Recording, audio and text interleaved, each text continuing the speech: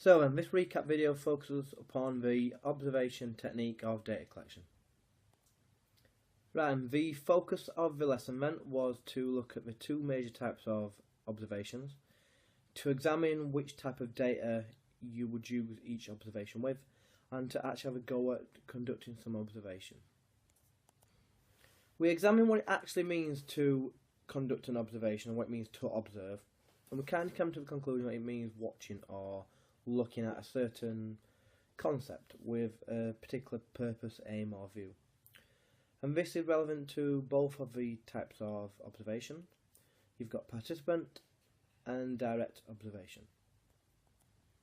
The main differences is that a participant observation is one that is conducted with someone who is actively involved within the research setting itself. It tends to be qualitative in nature. The opposite of this is a direct observation, in other words a non-participant observation, whereby the observer observes from a distance and simply records what he or she sees. For direct observations then, some examples of this are simply counting the frequency or the intensity of when things happen or occur. So you simply could be looking at what is happening, how many times it's happening, how often, how many, and exactly who was taking part within a certain particular activity.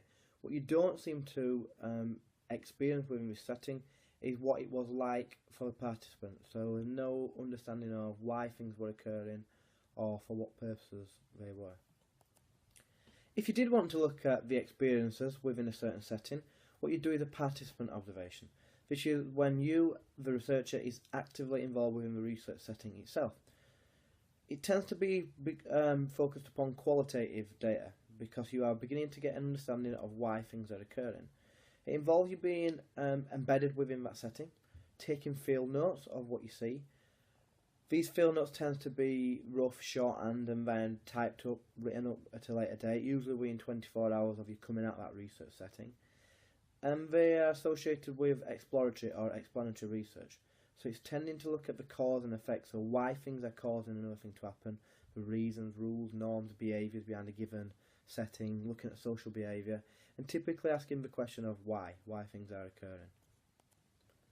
The next two slides give a bit of an overview of things that could be observed. So what I would suggest that you do with this video is pause it on each slide and try to look for some inspiration for your own projects.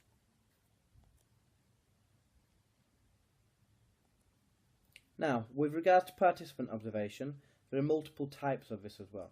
You can be a participant who idly observes a setting, or one that idly participates with a setting itself. And all that depends upon is what type of researcher you're wanting to be.